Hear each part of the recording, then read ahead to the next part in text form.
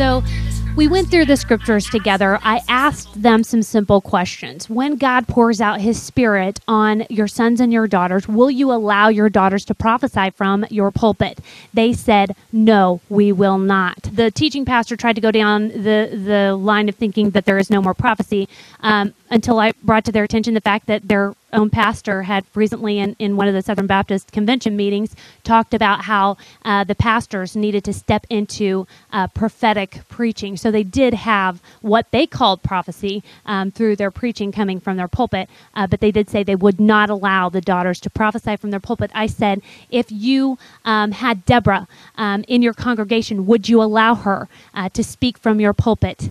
And Scott's answer was, actually, no, we would not allow her to speak from our pulpit, even though Deborah was a prophet in the Old Testament who was appointed by God and who was appointed not only as a prophet, whose words are actually written down as God's word in the Bible, who also led Israel and led them, in peace and in war, led them into peace.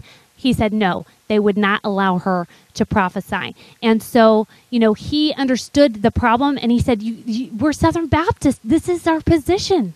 It was like, what can we do? This is our position. Get the white hoods out. Get the white hoods out, I guess. And so at the end of the conversation, it was, a little bit intense on their part, I would say. And, you guys have heard me teach, it was a hard conversation.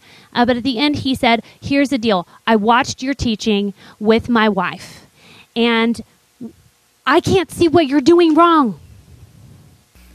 It says it all right there. And I said, so what are we going to do about this? He said, we're Southern Baptists. This is our position. What else do you do? So at this point, there's really one instruction that needs to be made to the body, Monica. Yeah. What is that? If a blind man follows a blind man, both will fall into a pit. Jesus said, leave them. They are blind guides.